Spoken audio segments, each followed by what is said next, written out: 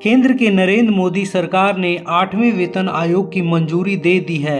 सरकार के इस ऐलान से केंद्रीय कर्मचारी इसी सोच में है कि उनकी सैलरी कितनी बढ़ेगी।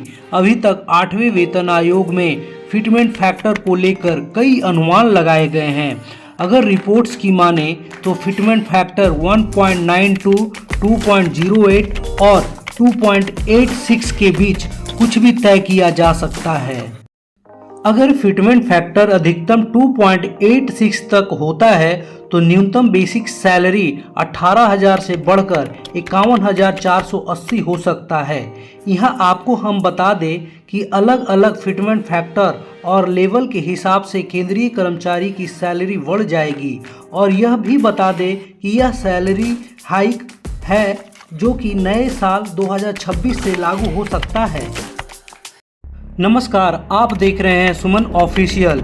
इसी तरह के वीडियो देखने के लिए हमारे चैनल्स को सब्सक्राइब कर दें। लेकिन यह सब जानने से पहले यह जान लेते हैं कि 8वें वेतन आयोग में सैलरी कैसे तय होगी और फिटमेंट फैक्टर क्या है और सैलरी को तय करने में फिटमेंट फैक्टर का क्या रोल होता है।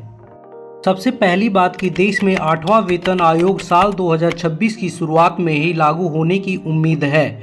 जनवरी में केंद्रीय मंत्री अश्विनी वैष्णव ने बताया कि प्रधानमंत्री नरेंद्र मोदी ने 8वें केंद्रीय वेतन आयोग की मंजूरी दे दी है। आयोग के अध्यक्ष और 2 सदस्यों की नियुक्ति जल्द होगी। हालांकि अभी तक इस पर कोई अपडेट नहीं आया है। और यही आयोग सैलरी और पेंशन में रिवीजन के लिए रिसर्च करेगा और सरकार को अपनी रिपोर्ट सौंपेगा। इस रिपोर्ट के आधार पर सरकार कर्मचारियों की सैलरी और पेंशनर की पेंशन तय करेगी। अब सबसे बड़ा सवाल कि क्या होता है फिटमेंट फैक्टर और यह क्या रोल प्ले करता है। आपकी सैलरी तय करने में फिटमेंट फैक्टर का एक अहम रोल होता है।